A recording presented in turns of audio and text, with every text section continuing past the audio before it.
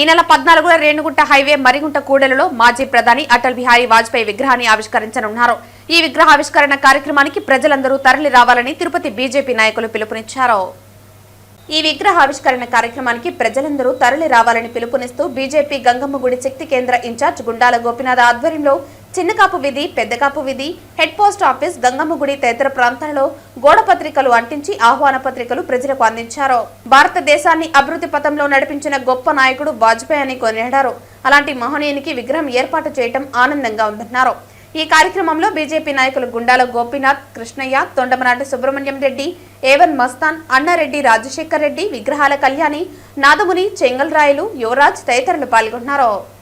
భారత మాజీ ప్రధాని అటల్ బిహారీ వాజ్పేయి గారి కాంస్య విగ్రహం రేణుగుంట మండలం మర్రిగుంట సర్కిల్ దగ్గర నేషనల్ హైవే దగ్గర రేపు 14వ తేదీ ఆదివారం మధ్యాహ్నం 3 గంటలకు మా రాష్ట్ర అధ్యక్షులు మాధవ్ గారు, అలాగే కేంద్ర మంత్రులు, ఉత్తరాఖండ్ ముఖ్యమంత్రి గారు వీరంతా వచ్చి ఆ విగ్రహావిష్కరణ చేస్తారు.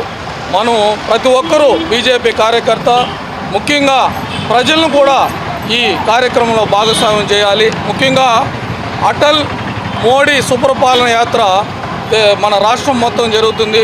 రాష్ట్రంలో ప్రధాన కూడల్లో వాజ్పేయి గారి విగ్రహాలు ఆవిష్కరిస్తున్నాము. ముఖ్యంగా మాజీ ప్రధాని అటల్ గారి ఆశయం మన మోడీ గారితోనే సుసాధ్యము.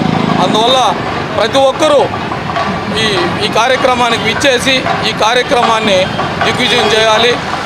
మోడీ గారు మన దేశాన్ని అభివృద్ధి పంథంలో నడిపిస్తున్నారు. వారికి మనం అందరూ వారసత్తుగా నిలవాలని కోరుకుంటూ జై బీజేపీ, జై నరేంద్ర మోడీ గారు.